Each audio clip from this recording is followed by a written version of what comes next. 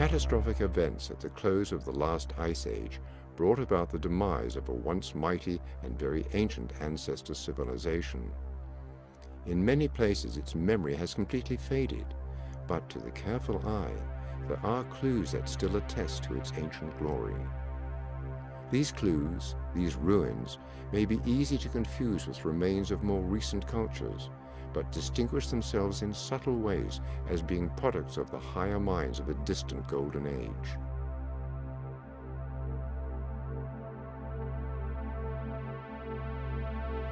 Their sophisticated geometry, their celestial orientation, their complex symbolism is proof of their ancient high heritage. It is their best camouflage, a most effective veil which protects their timeless secrets from the destructive tendencies of minds of less enlightened times. Ancient Egypt appears to have inherited a legacy of high wisdom and science that imparted an understanding and a control over the material world that can only be described as supernatural. As we explore this legacy, we find its culmination in the sacred temples of ancient Egypt. We will see the temples not just as places of worship, but as objects of worship, as the instruments of worship, as vehicles for communion with the gods, as the embodiment of the gods. We will see the temples as the facilitators of a powerful magic and a blueprint to the great work.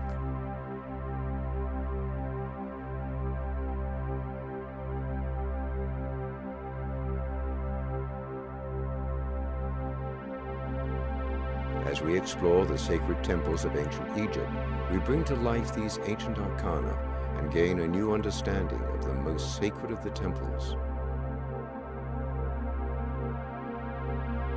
the temple in man.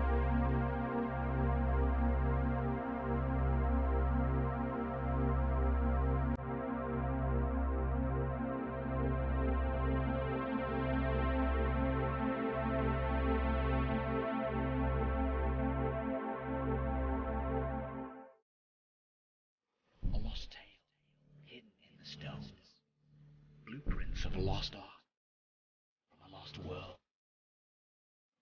Behind the veil lies another Egypt, hidden in Egypt. Magical Egypt.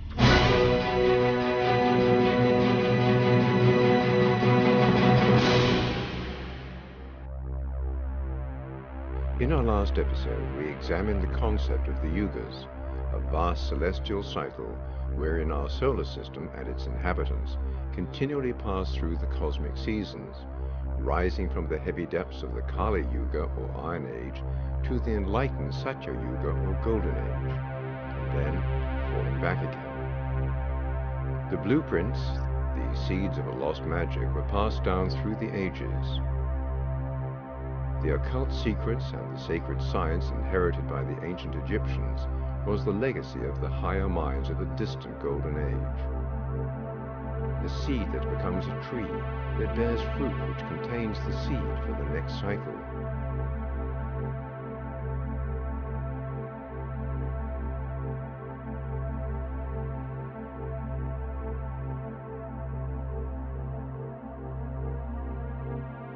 A sacred science, the science of magic, the science of life, the science of death.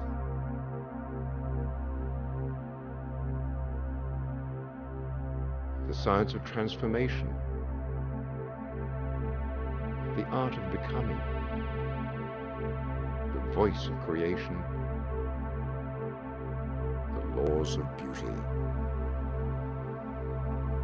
And perhaps most importantly, the occult secrets that demonstrated the unity of all of the sciences. The unity that connects us to the universe which produced us.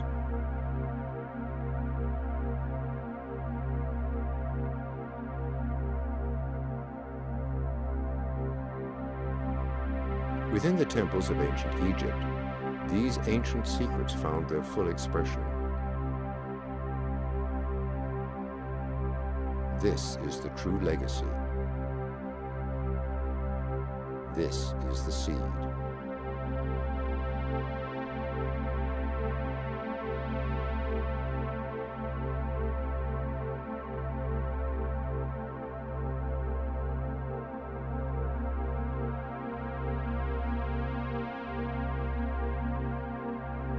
The temple was the teaching.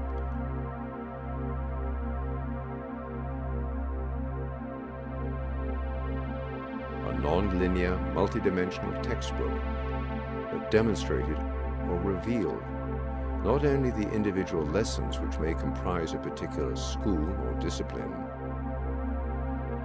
but the way in which the lessons interrelated with one another to form their higher unity or integration of the sciences.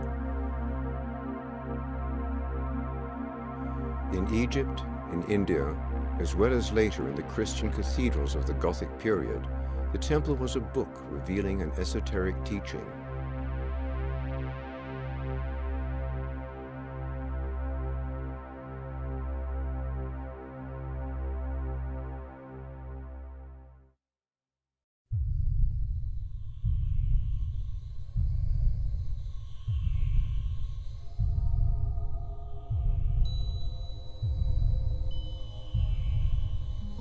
The temples, when examined individually, can be thought of as the different lessons in a unified cosmic curriculum.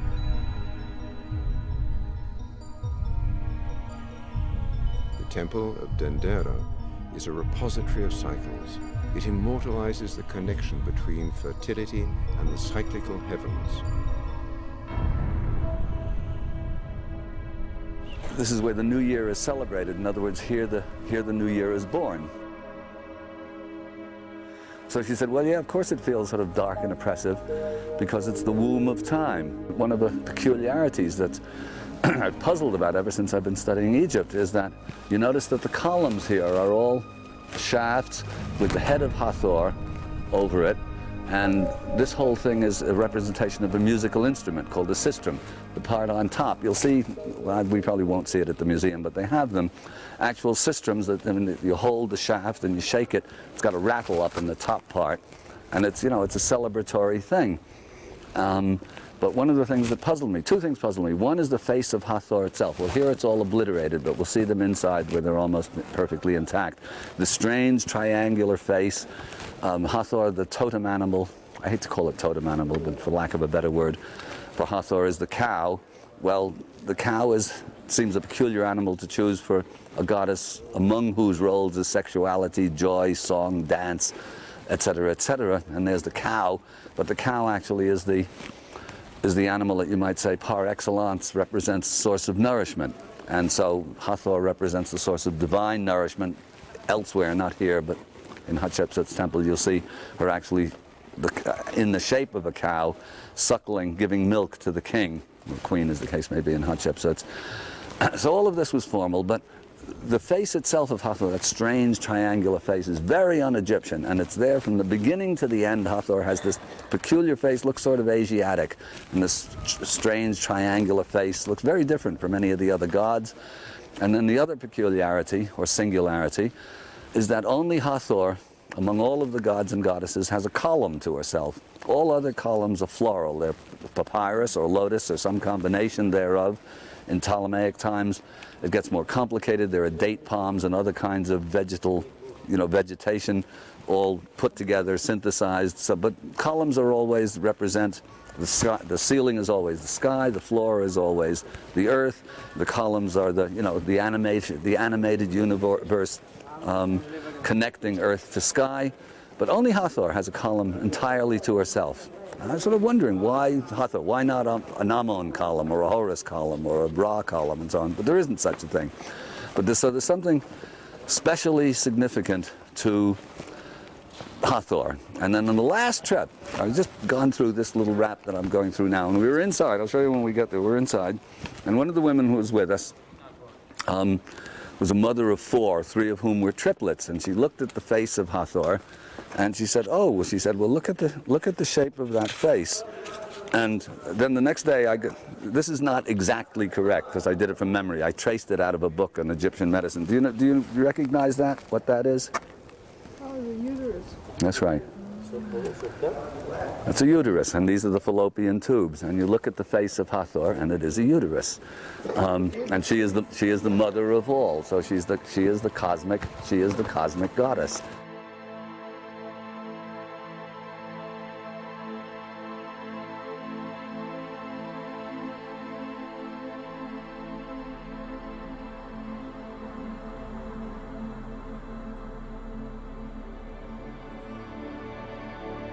On its ceilings, complex zodiacal and astronomical information is recorded. Now over here are the famous astrological ceilings. If you look carefully, above my head is Leo, and you see half the zodiac. You follow along there. Over there are the scales. There's Libra. Somewhere in between there should be, with a sheaf of wheat, Virgo, and following down there, Scorpio, I think. Yes, I can see Scorpio. Anyway, half the zodiac is there.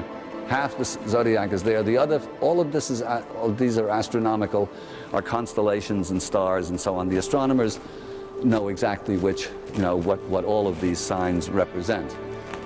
But this is actually what these ceilings represent here it's a complete symbolic picture of the sky. It's a sort of Greco-Roman planetarium, because here we have the zodiacal sky, the signs of the zodiac.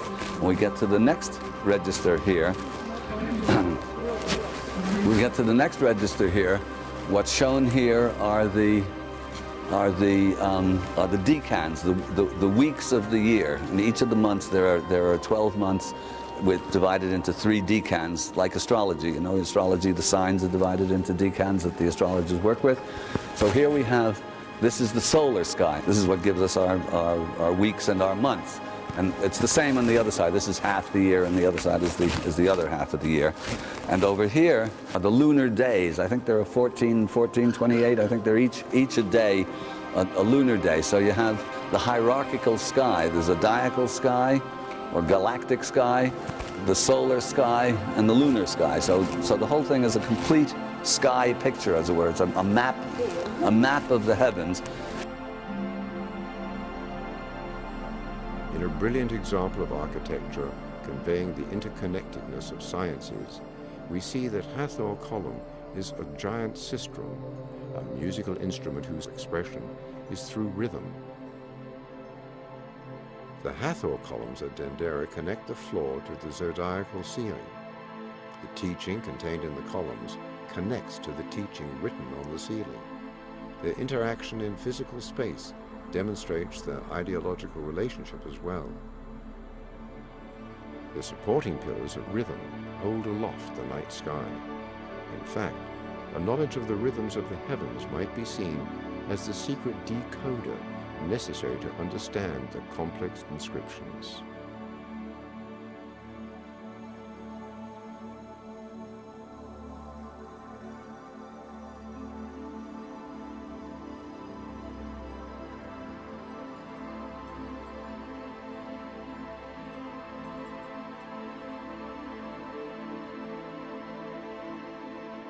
What was the connection between the stars and humanity?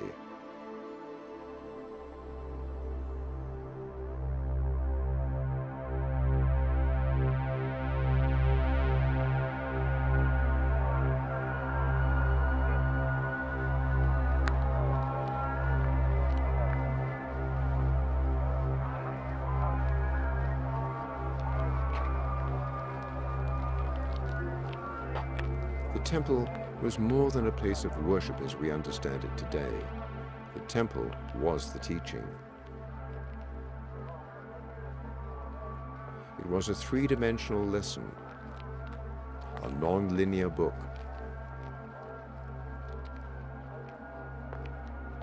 The temple spoke in symbol, volume, harmony, proportion, scale, and indeed in time.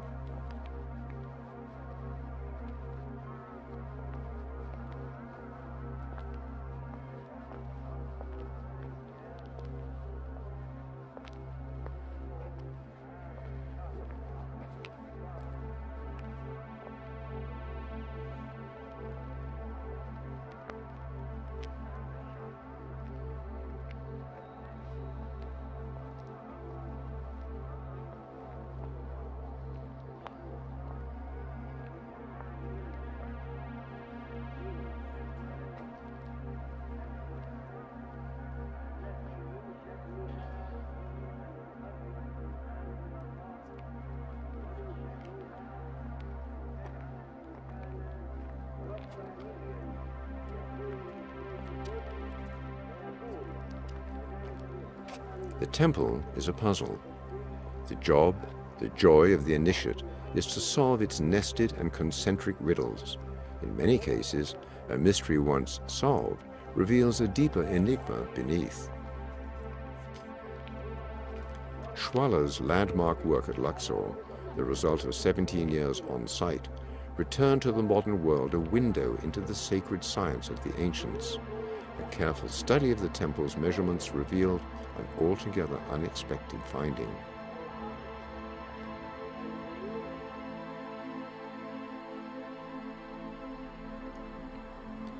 This strange temple, which Schwaller would come to call the Temple of Man, was laid out according to the proportions of an idealized male frame.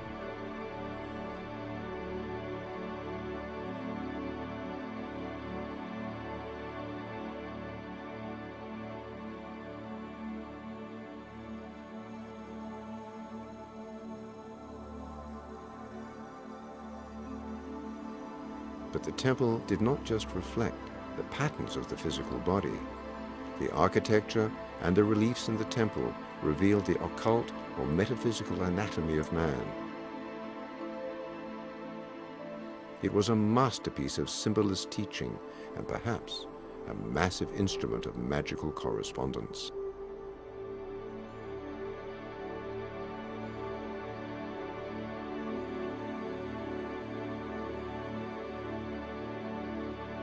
The temple was a repository of the great arcanum of the anthropocosm, the man cosmos, as above, so below. Man is made in the image of God. Man is not only the culminant creation of the universe, but in fact man is the universe.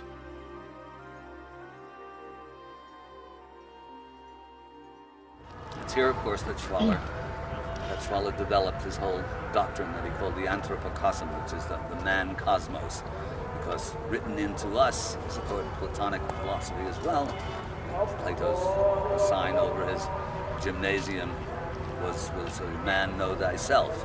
The idea being that if you really know everything there is to know about yourself, you understand everything there is to know about the cosmos. The Hermetic thing, as above, so below. In us are written all of the laws of the universe. This particular one, which is proportioned exactly to the proportions of the idealized male skeleton, male figure, contains or embodies all of the laws pertaining to humanity and our role within the scheme. When you walk into these places, it's obvious to anybody with emotional faculties are actually working that something very special is going on, but nobody seems to understand really, including the people who study aesthetics and the art historians, why this stuff works. But the reason is actually not too difficult to explain. It works this way through vibration. And music makes the best analogy, actually, because we all know that music affects us emotionally, and we also know that it's sound waves and very complex combinations of sound waves, vibration, frequency, harmony, measure, volume, all contribute to the effect that music produces. And so Bach produces one thing and Mozart another, and the Rolling Stones something else again, and Liberace still something else, but it's all done through wave forms, through sound. You don't tend to think of architecture that way. It was Goethe who said that architecture is frozen music. It's a very nice term, and it's to be taken actually not metaphorically, but literally, because architecture produces via visual waves, through light spectra, as it were. It's also a vibratory phenomenon. Everybody knows that. We see, our eyes respond to visual vibration. We tend not to think about architecture that way, but of course, once it's even mentioned, you see instantly that, of course, yeah, that's what produces. That's how architecture produces its effect, or its non-effect, or its ill effect. Now, the principles of the gods all have numbers associated with them. J.G. Bennett, Gurdjieff's follower, who called numbers the bearers of meaning. It's a very interesting phrase. And it's through number that you can really, actually you can understand everything through number, if that's your way of looking at things. Not everybody's way of looking at things. But the gods are associated with certain numbers or number combinations. Those number combinations used by people who knew what they were doing. We don't know enough now to reproduce those effects, but we're starting to learn. At least some people are really taking this seriously and starting to study it. But the right combinations associated with that particular principle produce a piece of architecture that when you walk in, because of the vibratory nature of the building, evoke within you that principle. So when you walk in an Amun temple, that's one thing. This is the first temple you've been in. Most of you who've been here before, of course, know this. If you go to Dendra, it's something else completely, altogether different. You go to Hatshepsut, different again. The reason that those effects are different are, of course, because it's a different stone symphony that's being played. And you have to know how to put it together to produce this stone symphony. If you give a modern architect who's used to doing shopping malls and garages and say, build us a temple that puts me in touch with divinity, he won't know what the hell to do. But these guys did. So when we're walking through this is what's happening. This is what we're responding to, except we don't really, all we know is that we're responding. We don't know why we're responding. But whoever was responsible for this temple knew exactly why and knew how to evoke it. In revealing the great arcanum of the Anthropocosmos, the Temple of Luxor demonstrates the invisible principles which interact to create and perpetuate both conscious man and the conscious universe through the interplay of the physical, mental, spiritual, and archetypal realms. It showed the hologrammatic relationship between microcosm and macrocosm, between us and the conscious universe. A complex system of correspondences seems at every juncture to reveal and revivify another link with the ageless wisdom and occult teachings from the oldest cultures around the world. The entrance to the temple is through the front pylon. Just a word or two about temple architecture. This is classic temple architecture. There's a pylon in the front, and they're oriented either north, south, or east, west, but very specifically to a solstice or an equinox if they're east, west. Probably to stars if they're north, south, but I'm not sure which. And they always have the pylon like this, and there'll be a roof over it, and in the center there. And what these represent actually, and it's particularly apparent when it's an east-west one, because these represent what are called the twin peaks of the horizon. The symbol, the Egyptian symbol for horizon goes like this, which is a waveform with the solar disk in the center. And really what is being symbolically demonstrated there is unity dividing itself into manifestation. In other words, spirit becoming matter. This gets into number symbolism here, but one is the absolute. One is actually not really a number, according to Schwaller. Schwaller is very anti-zero. He thinks the invention of zero, which is an abstraction, is a big mistake. It was a downhill trip from there on in. But really what's being represented by the pylons here is matter, and in the center is the entrance into the temple, which is an east-west temple, and the sun rises up at certain times of the year and shines through the thing. You're marching in performing the ceremonies at the temple. You're effectively reattaining unity within multiplicity. Every detail, every architectural feature is a symbolic component or lesson in the sacred sciences.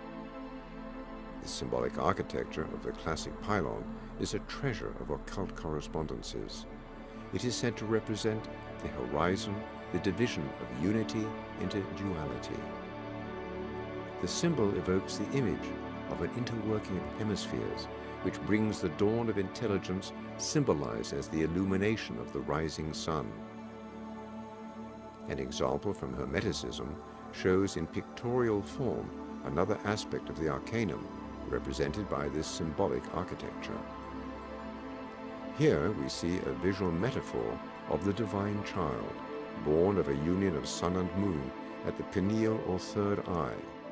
The two caves represent not only the physical hemispheres, but the archetypal vesica piscis of human intelligence, the duality in the unity that is intelligence.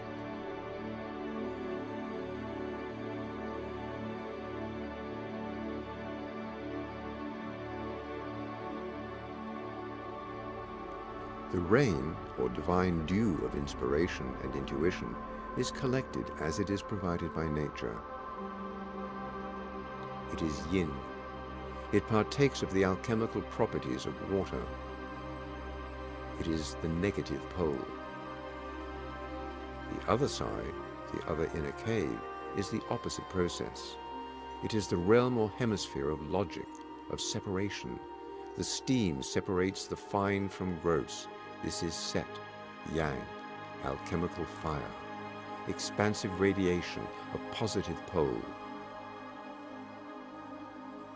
Through the balanced interworking of both types of intelligence, the androgyne, the divine child, is born.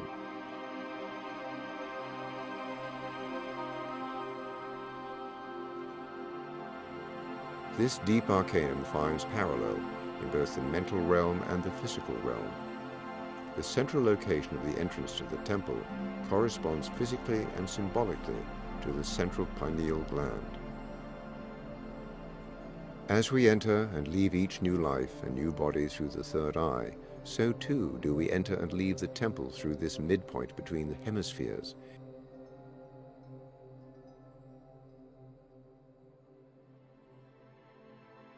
The mystery and revelation compounds in the symbolic proportion of the door itself. It is the embodiment of pi and phi ratios.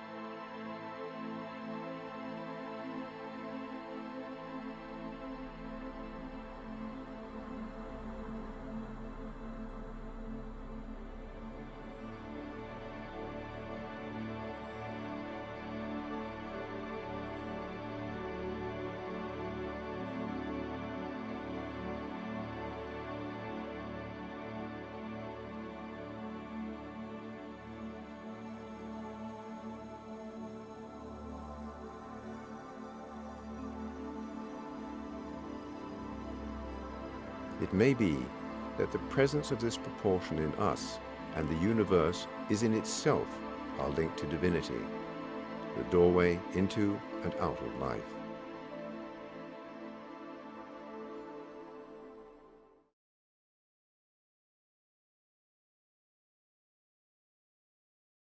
In the utilization of multiple axes, the sprawling stone temple achieves a feeling of movement. The temple demonstrates a degree of sophistication and understanding in many cases far surpassing the expected abilities of these ancients.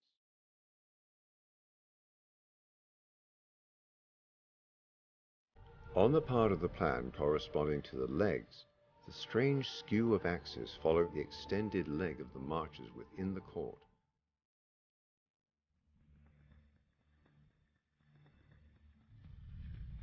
The emphasis of the entire hall is the forward leg. Man in motion. Living man.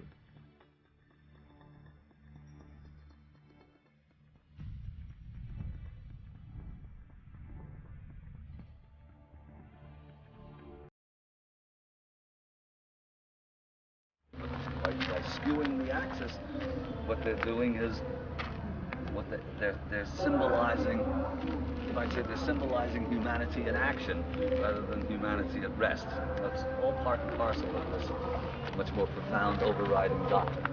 In certain cases, the figure should be seen, or let's say the skeleton should be superimposed as in profile, and for certain others, it's simultaneously, put it this way, it's simultaneously in profile and frontal view, just as the relief work is.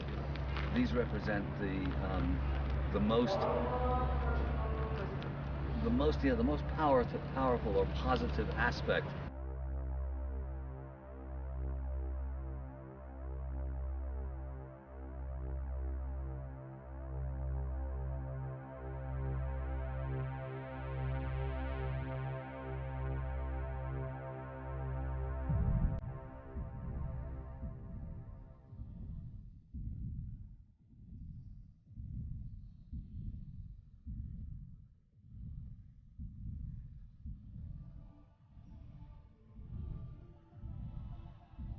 At the site of the knees, we see another architectural nod to the system of correspondences.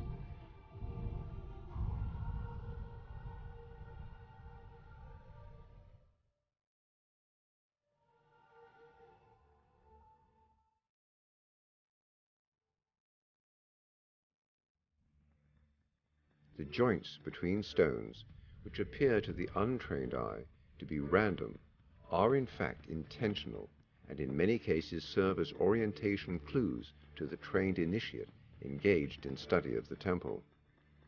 The knees are sometimes used to represent the back. In this relief is depicted the unification of Upper and Lower Egypt, the two lands tied to the backbone of Egypt, the Nile. Remember I was telling you about the unification of Upper and Lower Egypt. This is what's being portrayed here, and it's a scene that you see over and over and over and over again in Egypt from beginning to end, because, as I said, it is not simply commemorating the Declaration of Independence or something like that. It is actually commemorating the union of spirit and matter. See that here you see the papyrus of the north and the lotus of the south, representing again the papyrus representing the vegetal world, the organic world, and the lotus representing its spiritualization. I'll talk more about the lotus later on, which also recently, some of you may know, they've discovered that the blue lotus of Egypt is actually hallucinogenic. And I've been looking for some blue lotuses to see if it really works. But quite splendidly complex. You see, this represents the Nile here, but at the bottom is the glyph, very graphically representing the lungs. So in other words, the Nile represents the breath of Egypt, as it were, quite formally. And so you see, this is not a political act. This is an esoteric symbol of the animation of vivifying force, the breath of Egypt, that is being knotted with both spirit and matter, because without matter, this is one of the problems with Christianity. They tried to get rid of the physical world, and we can't do this. That's why Schwalla calls this the temple of man. The body is the temple in which the work gets carried out. No body, or a body that isn't functioning correctly, and it's very difficult to do the spiritual work. An analogy I sometimes use is you can't play celestial music on a cracked violin. So, you know, it's important to keep it into some sort of shape.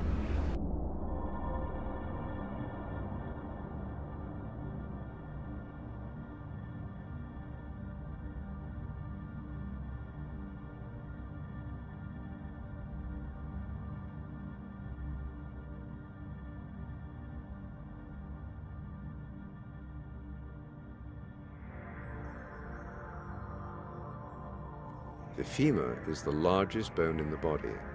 It is responsible for the manufacture of most of the red corpuscles which feed the body.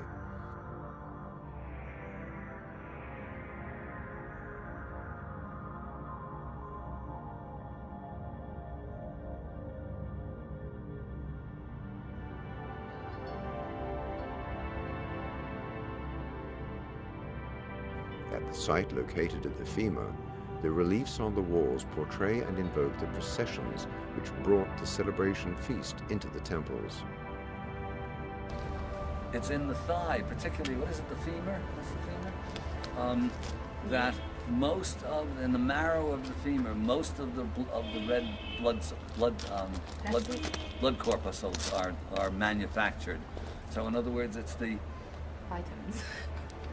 all of the stuff is, and the same process is being shown here. In other words, all of this processional stuff is leading up to the sustenance, or you might say the spiritual sustenance of the entire enterprise, of the human frame, because it's here that the marrow is being made. So it's not just festival, but it's festival with a much more profound esoteric significance that is at the same time absolutely in keeping with physiology. In other words, the essential nourishment of the whole frame is produced in the femur. Yeah. So it's physiologically correct and esoterically profound. Only the priests had access to the temple, and in certain festivals during the year, the populace, the rabble, could come into the outer courtyard. But for the most part, I mean, even then only at certain times, but in these processionals, the populace could actually even, offerings to the god being towed along. So in other words, and there were processionals all over the place. The Catholic Church inherited a lot of that stuff. I mean, anybody who's lived in Spain or Italy knows that there are processions all the time. In the symbolism here, we are given a very insightful clue to the mystery of the anthropocosm.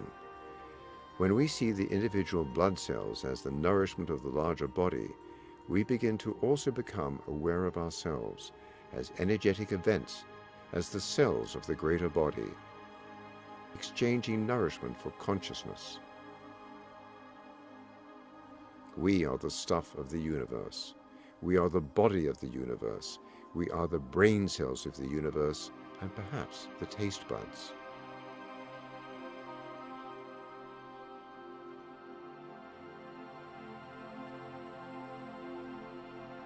At the site corresponding to the belly, the birth of the king is announced.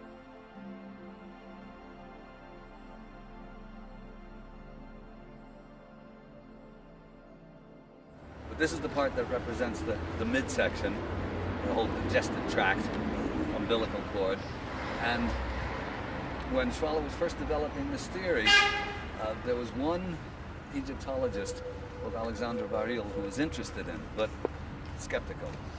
And once they worked out that this was supposed to represent the idealized male frame, the central architrave there, No, somewhere here. one right in the center, is this one or this one?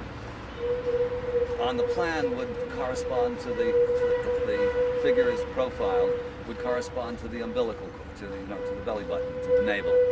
And so nobody read the hieroglyphs. Lucy subsequently read the hieroglyphs, but Schwaller didn't. And Isha, his wife, was learning them, but still didn't have them down cold. So they went to Baril, who was friendly with him, and asked him to translate that one particular architrave, because they felt that it was kind of central. If it didn't say something there about birth, the whole theory was suspect. It was quite clear it was that architrave and not another one that corresponded, because everything is exact to the navel. And sure enough, when Baril translated it, I've got it in Serpent, but I forget exactly what it is. Your but life it's starts. something to the effect of here the king is born and Your raised life to starts and the king life kicks out and starts and- going. and- life starts. life, yeah, here life, that's something like that. Here life begins, the king is raised to maturity And kicks and out. leaves the temple crowned in glory, words to that effect, something of that sort. So, in other words, it's right where, and none of the other architraves tell that story. So it's right in place, exactly where it belongs. At the site of the lungs is the hypostyle hall. This is the hypostyle hall. Hypostyle just means covered hall. Each of the temples has a hypostyle hall. It represents symbolically, more on this another time, but it represents symbolically the papyrus swamp in which Hathor safeguards and nourishes Horus, who safeguards and takes care of Horus until he's raised to manhood and can avenge the murder of his father Osiris. So all hypostyle halls represent that papyrus swamp. But in this one alone, at the bases of these columns are cut the phases of the moon. It starts at the top there, there's nothing, new moon. On this one here, we scratched away all these stones, it would be a crescent that went like this, crescent. On the next column, over there, is a half moon, it goes out like this. And then on the final column, insofar as we can show a full moon coming out from the column, but there's a full moon. Now this has certainly no decorative effect whatsoever, just cut into the surface of the paving stones below. Now on the plan, as well as plan, this hypostyle hole represents the lungs actually, and I mean the lungs and the heart. The heart pumps the blood. The lungs Solar associated the lungs with the phases of the moon, and the heart with the sun, which is common to all cultures, really. But there's a lung moon correlation, and so it's here and here only this hypostyle. We have the phases of the moon.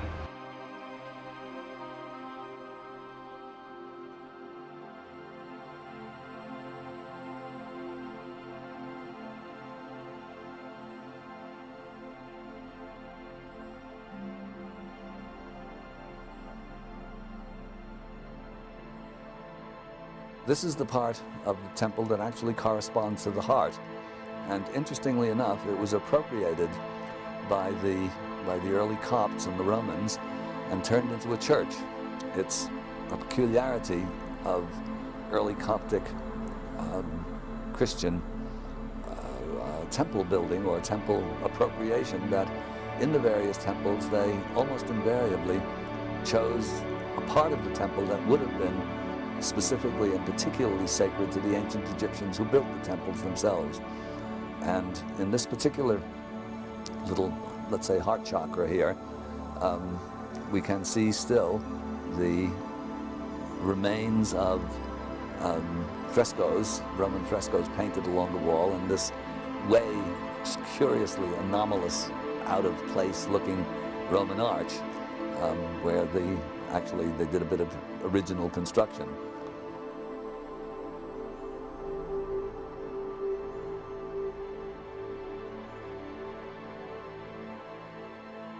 This little chamber corresponds on the plan to the vocal cords, and it's in this chamber that the 5 sacred names of the king are written. And on this wall here, a very remarkable scene. It's called the scene of the theogamy, or marriage to the gods. In it, Amon and the queen, Mutemoya, the mother of Amenhotep III, are seated on a symbol for the sky, supported by 2 goddesses, Selkut with a scorpion emblem, Neith with the crossed arrows, whose own feet also don't rest upon the ground, denoting the holy spiritual nature of the scene. On the right are Amon's words, on the left, Mutemoya's, the queen's, responses. And what is being depicted here on this scene is Amon telling the queen that she will shortly give birth to a divine king, to a divine being. This scene is explained by Egyptologists as a political device by Amenhotep to justify his accession to the throne. Actually, what it is the Annunciation, what comes later in Christianity, the Annunciation by the god of the coming birth of a divine being. And so we see written into Egyptian symbolism on the wall of a temple built in 1300 BC, a central aspect of the later Christian doctrine. This is the Holy of Holies, the central sanctuary from which the rest of the temple, which generates the seed. The sanctuary might be called the seed of the actual temple. In this case, the sanctuary is not the original one. It was put in there later by Alexander the Great, actually, in 300 BC. But originally, it's the site of the original sanctuary. In yogic practice, when people chant Om, the idea is to get those sinus passages resonating, and it's that actually that produces, or that is part of initiatic practice of raising consciousness, of bringing it up into the pineal gland. So curiously enough, in the plan, the sanctuary might be called the seed of the actual temple, the center, you might say, of the growth of the temple. The Temple of Luxor was in every respect the living image of man. It began from a seed which contained the plan for its ultimate becoming. It grew in time according to the laws of the geometry of life. Temple architecture is often referred to as living architecture. Was this a functional necessity for the temple to perform its task? Their very architecture incorporates an unfolding in time as well as space. Did they know something about time that we don't?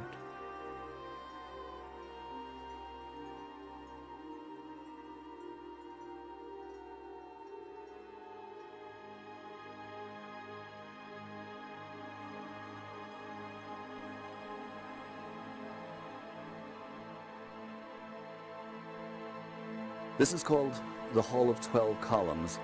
The 12 columns representing the 12 hours of day and the 12 hours of night. On the plan, Schwaller's plan, this corresponds to the optical centers, the left brain, right brain, where the nerves cross, where the right eye perceives, or the left brain transforms what the right eye sees, and the right brain transforms what the left eye sees. Significantly enough, the 12 columns also correspond to the 12 optical nerves found in this center anatomically. So this is a part of the accumulated evidence that Schwaller put together, demonstrating that this entire temple is meant to represent the human body, not as an exact reproduction. In other words, a statue is an exact reproduction of the human body, but that this is, you might say, a kind of a gigantic library in which are written all of the, not just the functions of the human body, but the functions as manifestations of the cosmic principles upon which the human body is constructed by divine powers, not by accident.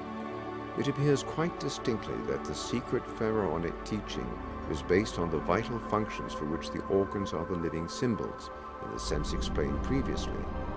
There can no longer be any doubt of the ancients' knowledge with regard to what might be called spiritual metabolism, from the assimilation of nourishment to the liberation of the energy or spirit manifested in the intellectual faculties and the powers of consciousness.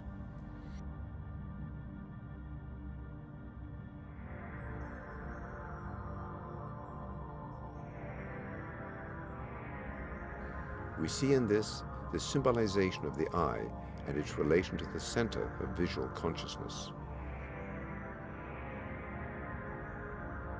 This little sanctuary represents the top chakra. It's one of three representing the higher glands of the brain, or within the skull, and has a very interesting geometrical structure. This entire,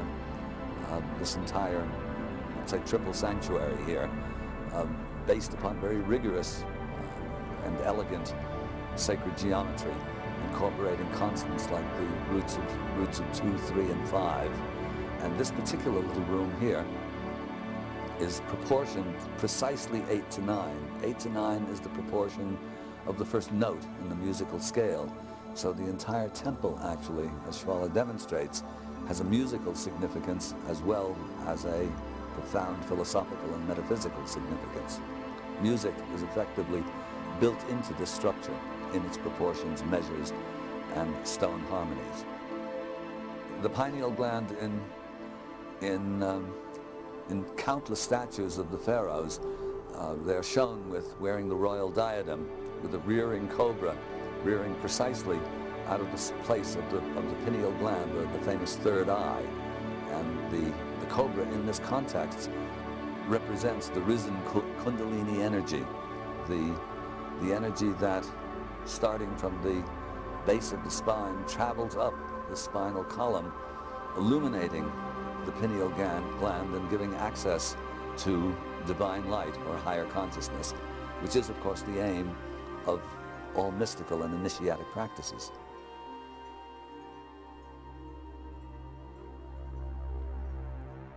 The enigmatic cobra rising from the third eye of the pharaoh is so prevalent that it is almost synonymous with Egyptian art. What did it mean? The knowledge of the subtle body demonstrated here with the accomplishment of the risen Kundalini echo and amplify the similar arcana at the center of Hindu and Asian sacred teachings. The perfection of earthly material and its transformation into a higher spiritual manifestation is symbolized by the risen Kundalini snake. We see a number of examples of this secret science, sometimes called inner alchemy, in the esoteric symbolism of the ancient Egyptian temples. The Egyptian knowledge of the subtle body or spiritual body and its interworking with the physical body seems to have been present throughout its history.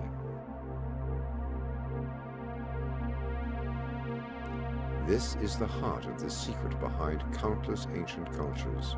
Sexual energy, life energy redirected and refined for the creation of a higher spiritual presence.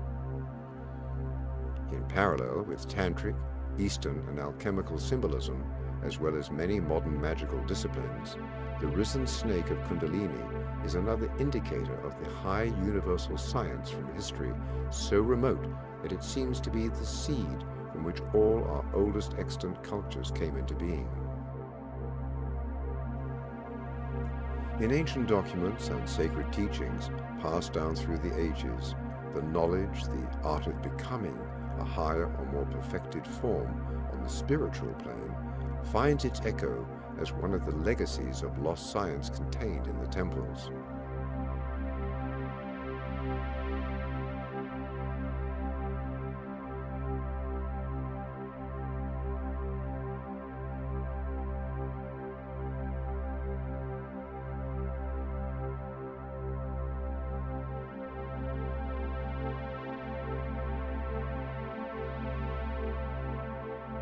Why was this fantastically complicated temple undertaken?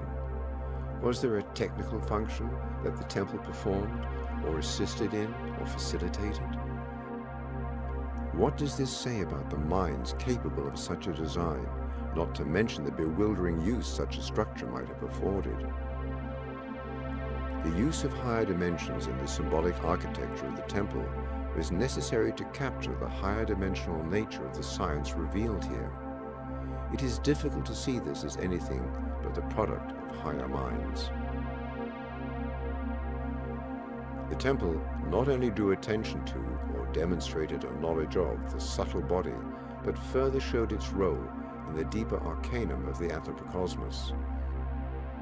We share what might be called a hologrammatic relationship with the consciousness of the universe, each an octave of the other, each sharing in and influencing the state of the other. As above, so below.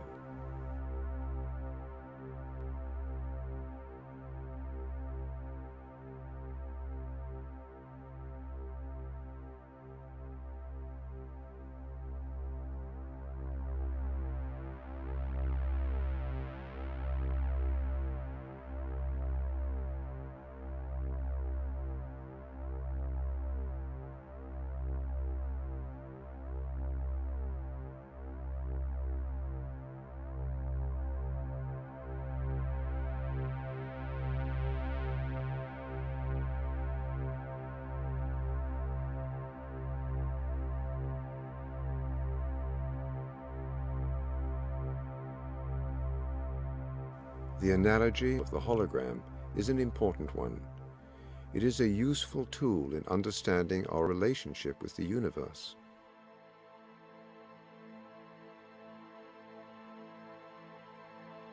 The role of DNA in our bodies is very similar to the example of the hologram. The tiniest amount of our living tissue contains DNA, which is a highly compact representation or map or seed containing the potential to recreate the whole organism.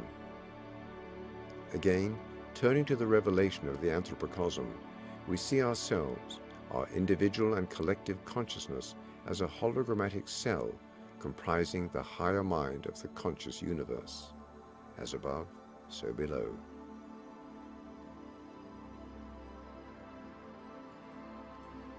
The conscious universe and conscious man are one and the same. The microcosm and the macrocosm are not only in the image of one another, they each contain one another. They are one another. The teaching of the anthropocosm raises the question, if we are a hologram of the universe, is the universe also like us? Does it too have its periods of waking and sleeping? The one trait that seems to be a common side effect of consciousness is sleep. All conscious beings sleep, and perhaps all dream as well. The conscious universe and we, as conscious holograms or cells in its body, may well be dreaming during the heavy and confusing Kali Yuga. Are we, as the brain cells of the living universe, asleep, hibernating metaphysically during the winter of the lower yugas, only to return to full wakefulness as spring returns? Do we flower in the summer? Is this what is meant by the golden age? The universe awakes from an extended slumber, shakes off its checkered dreams, and returns to its waking passions to take pleasure from and bring pleasure to us, its firing brain cells, its hungry and hedonistic taste buds.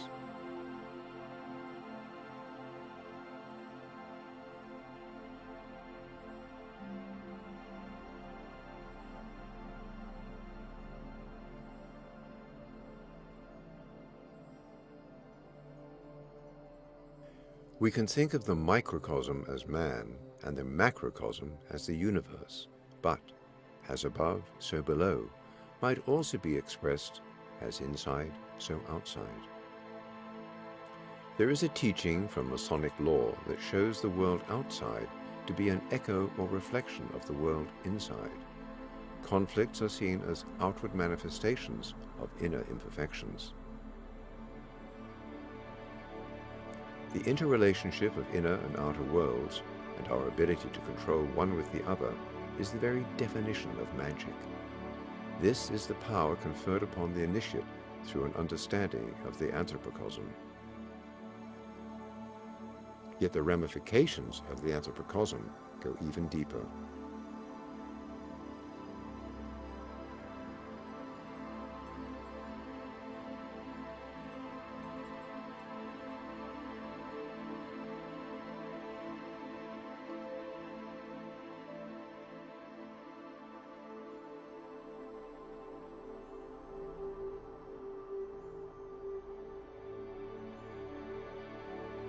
Awakening is the awakening of intelligence of the heart.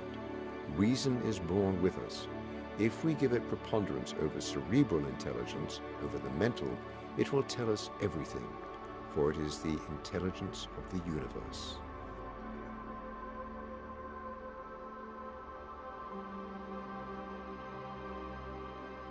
Our intuition is the intelligence of the universe. This is the hidden blessing bestowed by the anthropocosm. The wisdom of the universe is at our disposal when we learn to listen to our hearts.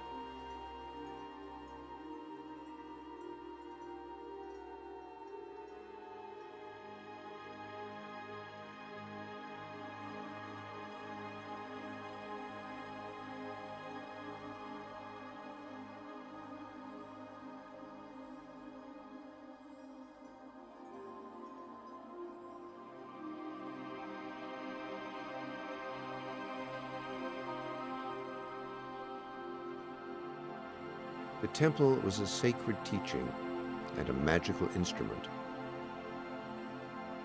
It demonstrated and perhaps in some way helped to facilitate man's connection to the universe.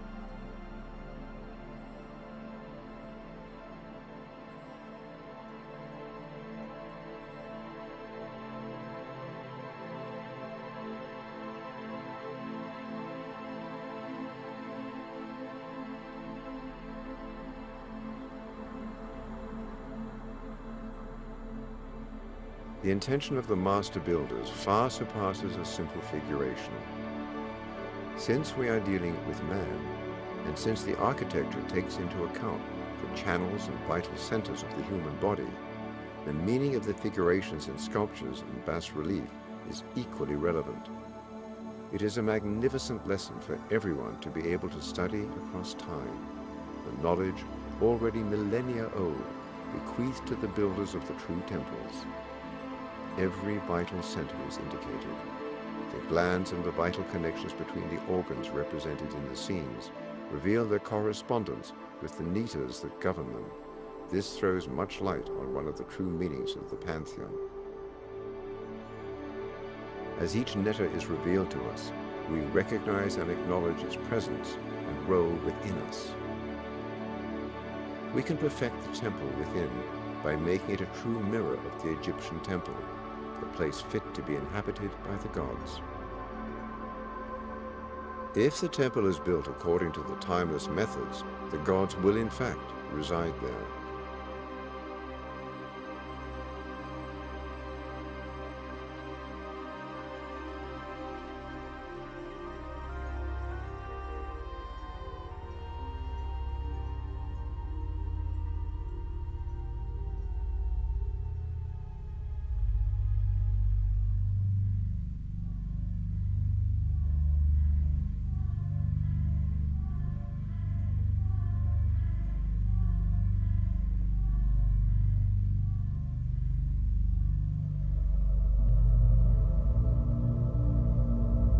The everyday act of dreaming may be a much more mysterious event than most of us realize.